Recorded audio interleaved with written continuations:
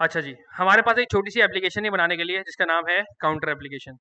हम ज़रा एक काम करते हैं, इसमें जो जो काम होगा ना, हम ज़रा उसको नोट डाउन कर लेते हैं अपने पास, ताकि हमें इम्प्लीमेंटेशन करने में आसानी रहे।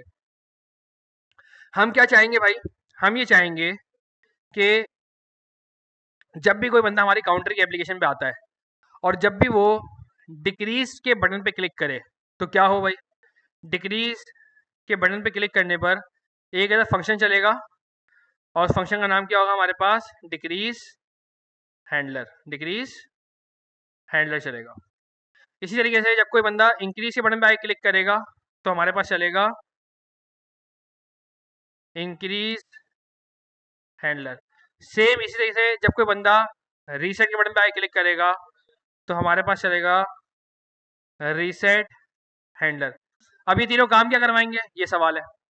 मैं डिक्रीज करने पे क्या काम चाहता हूँ भाई, मैं ये चाहता हूँ कि मेरा जो भी नंबर था उसके अंदर एक वैल्यू क्या हो जाएगी मेरे भाई, माइनस हो जाएगी। यानी कि जो भी मेरे पास नंबर के अंदर ऑलरेडी था वो क्या हो जाएगा मेरे भाई, अपडेट हो जाएगा, और जो भी नंबर है उसके अंदर से एक वैल्यू क्या हो जाएगी, माइनस। यानी कि समझ लो मेरे पास अगर नंबर के अंदर था 0, तो 0 में से एक वैल्यू माइनस होगी और यहाँ क्या आ जाएगा मेरे पास, -1। अगर ऑलरेडी मेरे पास नंबर के अंदर था 5, तो 5 में से एक वैल्यू माइनस होगी, क्या बनेगा ये, 4, और मेरे नंबर क्या क्या अंदर क्या आ जाएगा मेरे भाई, 4। सेम इसी तरीके से अगर कोई बंदा करता है, अगर कोई बंदा करता है इंक्रीज, तो क्या होगा भाई, मेरे नंबर के अंदर जो भी वैल्यू थी उसके अंदर क्या हो जाएगा भाई साहब, एक वैल्यू का इजाफा हो जाएगा। और सेम इसी तरीके से अगर कोई बंदा करता है रीसेट, तो मेरा नंबर जो भी था, मेरा नंबर जो भी था वो क्या हो जाएगा भाई साहब, वापस से 0। इतना सा काम है इस एप्लीकेशन के अंदर, और इसका नाम क्या है, काउंटर एप्लीकेशन। अक्सर बेशतर मैंने देखा है कि लड़के इतने से टास्क के अंदर भी घबरा रहे होते हैं, सिर्फ उसकी वजह ये है कि उनका खुद का जहन क्लेरिफाई नहीं होता कि भाई आखिर हमने काम करना क्या है। तो सबसे अच्छा तरीकेकार ये होता है कभी भी कोई काम करने के लिए कि सबसे पहले उसकी रिक्वायरमेंट्स इकट्ठा कर ली जाए। अब देखो हमने बाकायदा सी देखो रिक्वायरमेंट्स इकट्ठा कर ली अपने पास, अब हमारा जहन बाकायदा क्लियर है कि आखिर हमने काम क्या करवाना है। अब ज़रा आओ इस पे ज़रा काम करवाना शुरू करते हैं। सबसे पहले रिक्वायरमेंट क्या है कि डिक्रीज, इंक्रीज और रीसेट के पास क्या होंगे भाई साहब, तीन अलग अलग हैंडलर्स होंगे, डिक्रीज हैंडलर, इंक्रीज हैंडलर और रीसेट हैंडलर। हमारे पास भाई तीन बटन है, तीनों में क्या लगा हुआ है हमारे पास, ऑन क्लिक। क्या बनेगा भाई हमारे पास, डिक्रीज हैंडलर, और इसी तरीके से मेरे पास बनेगा रीसेट हैंडलर, और वह क्या बनेगा, इंक्रीज हैंडलर। तीनों हैंडलर बन गए मेरे पास। अब यानी कि इन तीनों के क्या होंगे मेरे पास, तीनों अलग अलग फंक्शन से मेरे पास अवेलेबल होंगे।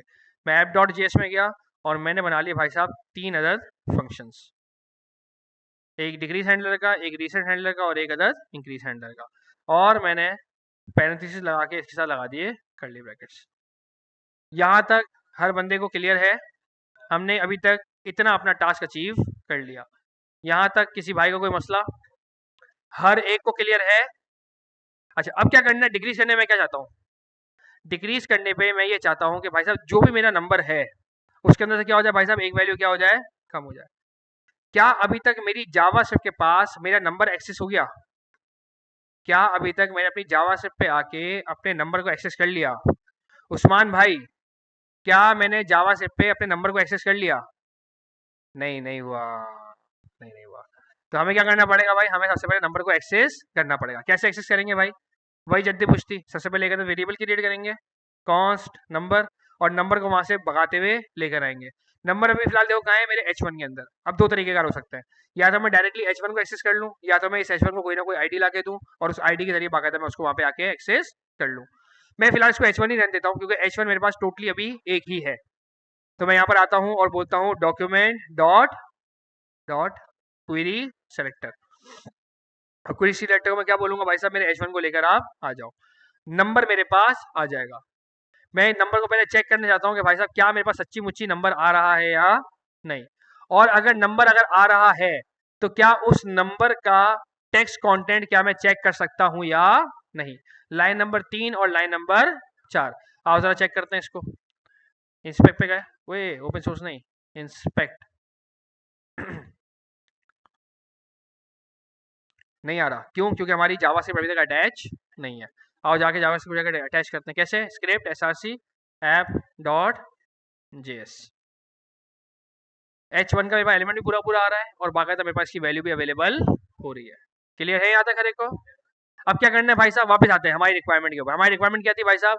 डिक्रीज का जब भी हैंडलर चलेगा तो मेरे नंबर की जो भी वैल्यू है उसके अंदर बाकायदा एक नई वैल्यू अपडेट होगी, वो भी क्या? -1 के, बोलो, -1 के साथ। हाँ, इधर आके अपडेट करते हैं। हम गए भाई फंक्शन के हैंडलर के पास। हमने कहा भाई साहब डिक्रीज हैंडलर के पास जाओ और मेरा जो भी नंबर है उसके टेक्स्ट कंटेंट को आपने क्या करना है मेरे भाई? अपडेट करना है। किस चीज से अपडेट करना है? जो भी वैल्यू पहले से इसके अंदर थी उसमें से क्या कर दो भाई साहब? एक वैल्यू क्या कर दोगे आप? माइनस। इस लाइन में किसी भाई को कोई परेशानी? इस लाइन में किसी भाई को कोई मुसला, कोई इशू, कोई टेंशन? चला के चेक करें, आए देखते हैं। डिक्रीज किया, वैल्यू मेरे पास माइनस होना शुरू हो गई। इसी चीज को हम और आसान तरीके से कैसे लिख सकते हैं? शुरू में 2 माइनस लगा के। एक और तरीका हमारे पास क्या होता है भाई साहब? प्लस इक्वल टू या माइनस इक्वल टू, कि भाई साहब जो भी मेरी वैल्यू है उस पुरानी वाली वैल्यू को अपने पास रखो और साथ में उसके अंदर एक नई वाली वैल्यू डालो, वो भी क्या? उसी वैल्यू को -1 करते हुए। आए देखते, चला के चेक करते हैं। ओके की रिपोर्ट के साथ चल रहा है। एक भाई ने यहाँ पे कहा था कि सर हम एक और काम कर सकते हैं, क्या? Minus minus number dot text content. क्या ये पॉसिबल है या नहीं है?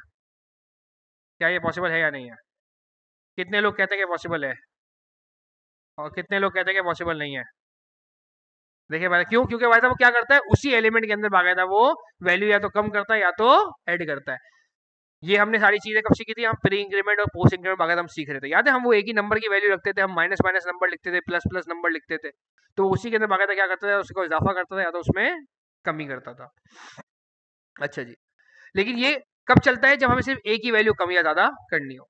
अगर हमें एक से ज्यादा वैल्यू कम या ज्यादा करनी है तो फिर ये भाई साहब नहीं चल पाएंगे।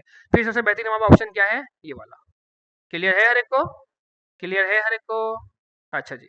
अब रीसेट के टाइम पे क्या होगा दोस्तों? क्या रिक्वायरमेंट थी हमारी? रीसेट के टाइम पे क्या होना चाहिए? जो भी नंबर हो वो क्या हो जाए? शून्य। आओ लिखते हैं इसको, बोलते हैं भाई साहब मेरी बात सुनो, मेरे प्यारे भाई समझो, तुम्हारी जो भी वैल्यू थी मुझे उससे कोई सरोकार नहीं। आप हो जाओ शून्य, आप हो जाओ जीरो। यहाँ पे आए, हम भले चाहे -50 थे, -100 थे, रीसेट करने में क्या होगा? टक, जीरो। क्या मुश्किल थी इसके अंदर? कोई परेशानी वाली बात थी इसके अंदर? कोई नहीं। सिर्फ हमें क्या देना है? एक बच्चे की तरह एक कंप्यूटर को क्या करना है भाई साहब? हमने इंस्ट्रक्शंस प्रोवाइड करना है।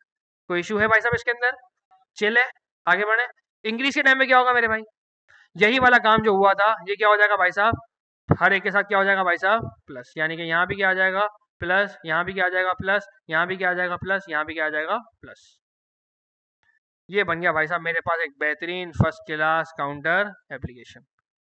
अगर मुझे इसको थोड़ा सा अगर और एडवांस लेके जाना है कि भाई साहब आप माइनस के अंदर ना लेके जा सको, तो क्या करना पड़ेगा? इफ की कंडीशन। क्या बात कही है शुएब भाई ने, जबरदस्त। क्या करेंगे भैया? हम यहाँ पे आगे लगाएंगे इफ की कंडीशन। हम बोलेंगे यानी कि नंबर का टेक्स्ट कंटेंट। अच्छा मजेदार बात, जब भी मैं जावास्क्रिप्ट के थ्रू जब भी मैं कोई एचटीएमएल से कोई चीज मंगवाता हूँ, अगर भले से वो नंबर ही क्यों ना हो, क्या मेरे पास नंबर आती है? स्ट्रिंग आती है। स्ट्रिंग आती है। स्ट्रिंग को नंबर में कन्वर्ट करने का तरीका, स्ट्रिंग को नंबर में कन्वर्ट करने का तरीका अलग अलग तरीकेकार है हमारे पास। कौन कौन से? एक तो पहले प्लस लगा लो, नंबर एक। नंबर दूसरा क्या है? नंबर के फंक्शन के अंदर बंद कर दो। एक और तरीकेकार है पारसेंट, और दूसरा एक और तरीकेकार है पार्स फ्लोट। 4 तरीकेकार है भाई। हो सकता है आज के क्विज के अंदर भी आ जाए, हो सकता है आज के क्विज के अंदर भी आ जाए। अच्छा जी, खैर। तो नंबर को मैं जाके क्या करता हूँ भाई साहब? पहले प्लस के अंदर कन्वर्ट करता हूँ और फिर बोलता हूँ जानी जरा इसको चेक करो, अगर ये लेस देन जीरो है, अगर ये लेस देन जीरो है, या फिर अगर ये लेस देन और इक्वल टू जीरो है, तो भाई साहब आप ये वाली चीज, आप ये वाली चीज, आप ये वाली चीज नहीं करोगे। करवाना है मुझे, क्या बोलना है? नहीं करोगे। यानी कि अगर मैं कहता हूं कि अगर जीरो या जीरो से ज्यादा है तो आप इसको -1 करोगे। बल्कि नहीं, मैं इसको और कहूंगा, मैं कहूंगा अगर जीरो से ज्यादा है मेरा टेक्स्ट कंटेंट, अगर मेरा टेक्स्ट कंटेंट क्या है? जीरो से ज्यादा है, तब तो आप माइनस करोगे, वरना आप इसके अंदर से कोई भी चीज माइनस नहीं करोगे। यानी कि मेरा अगर नंबर टेक्स्ट कंटेंट अगर 5 होगा तो सही है, ये माइनस करेगा, 4 कर देगा उसको, 3 कर देगा उसको, 2 कर देगा उसको, 1 कर देगा उसको, 0 कर देगा उसको। लेकिन अगर वो 0 है तो उसको -1 की तरफ लेके नहीं जाएगा, क्योंकि ये भाई साहब कब चलेंगे, जब मेरी वैल्यू क्या हो, 0 से ज़्यादा हो। 0 या 0 से कम पे भाई साहब ये नहीं चलेंगे। यानी कि अब मैं इसको चाहे कितनी दफ़ा भी क्लिक कर लूँ, ये भाई साहब खुद को माइनस नहीं करेंगे, ये खुद को इंक्रीज़ करेंगे। इंक्रीज़ के बाद ये डिक्रीज़ करेंगे, कब तक, 0 तक डिक्रीज़ करेंगे। 0 के बाद ये भाई साहब बिल्कुल भी चलेंगे नहीं। अच्छा, मेरे को कोई बंदा मेरा रिक्वायरमेंट करता है, बोलता है भाई साहब 10 से आगे ना जाए, 10 से आगे ना जाए, तो क्या करना पड़ेगा हमें, सेम इसी तरह की कंडीशन हमें यहाँ लगानी पड़ेगी।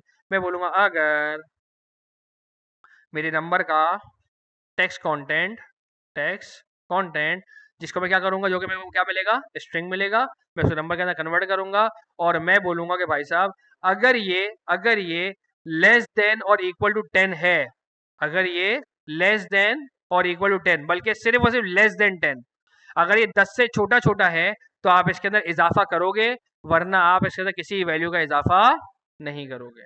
अब देखते हैं, इंक्रीज करेगा, 10 से छोटी है, जी हाँ इंक्रीज करेगा, 10 से छोटी है, जी हाँ इंक्रीज करेगा, 10 से छोटी है, जी हाँ इंक्रीज करेगा।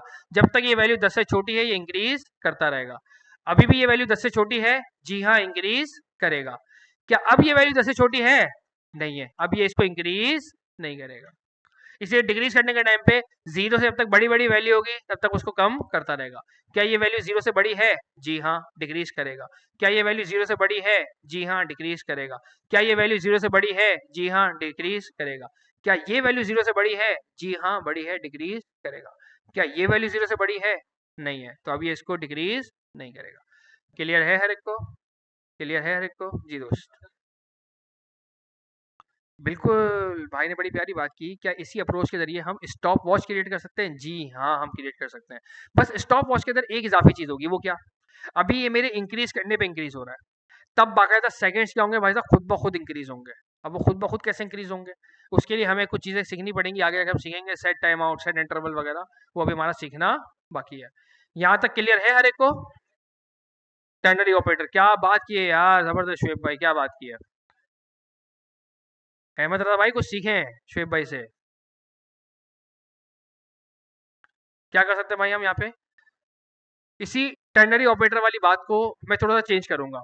टर्नरी ऑपरेटर कब इस्तेमाल होता था, जब मेरे पास होता था इफ एंड एल्स। जब मेरे पास क्या होता था, if and else. One line तो था, लेकिन एक और बात थी, अगर भी हो साथ में मगर भी हो। यहाँ पे आप देखें, यहाँ पे देखिए सिर्फ इफ है एल्स नहीं है, यहाँ पे इफ है एल्स नहीं है। तो यहाँ पे टर्नरी ऑपरेटर का जो एल्स है ना, उससे फंस जाऊंगा मैं कि क्या करना है, मुझे फालतू में कुछ ना कुछ चीज करवानी पड़ेगी, या तो कौन सा करवाना पड़ेगा या कुछ ना कुछ। क्योंकि टर्नरी ऑपरेटर क्या बोलता है, टर्नरी ऑपरेटर कैसे लिखते थे याद है, कंडीशन, अगर कंडीशन सच्ची हुई तो पहली वाली एग्जीक्यूशन, वरना फिर दूसरी वाली एग्जीक्यूशन। यहाँ पे दोस्त पहली एग्जीक्यूशन तो अवेलेबल है, दूसरी एग्जीक्यूशन अवेलेबल है नहीं। तो यहाँ पे टर्नरी ऑपरेटर क्या हो जाएगा भाई साहब, आपका काम तो कर लेगा, मुझे कौन सा करवाना पड़ेगा खामा।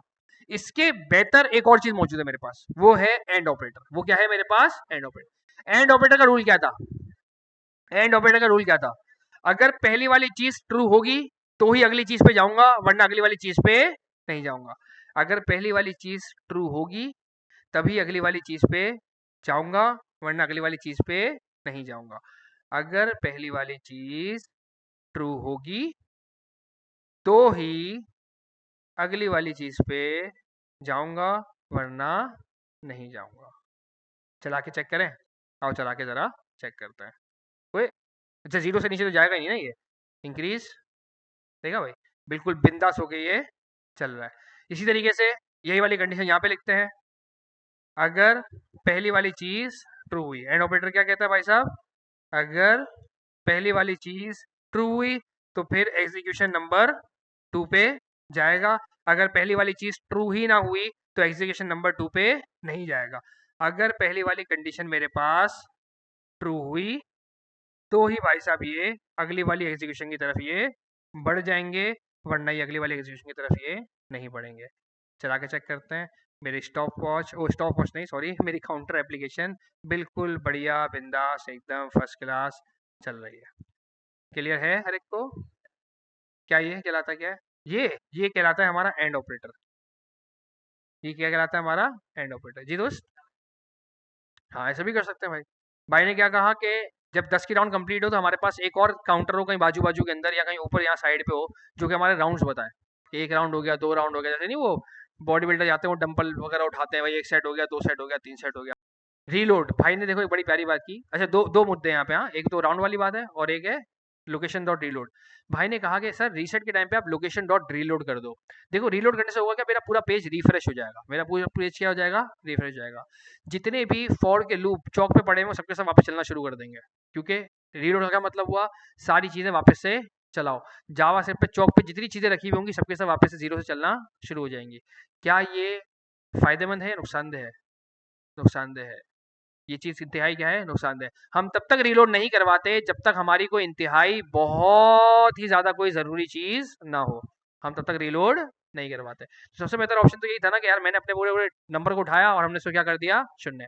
अब आते हैं भाई के सवाल पे। भाई ने बड़ा प्यारा सवाल किया कि सर मैं ये चाहता हूँ कि भाई यहाँ पर एक अदर राउंड का एक ऑप्शन हो, और जैसी मेरे 10 का फिगर जैसी कंप्लीट हो तो ये वापस से खुद को जीरो करे, ये वापस से खुद को क्या करे, जीरो करे यहाँ पे। और वो राउंड खुद को क्या करते भाई साहब, 1 कर दे, 2 कर दे, 3 कर दे, 4 कर दे, राउंड्स का बाकायदा क्या हो रहा हो, इजाफा हो रहा हो।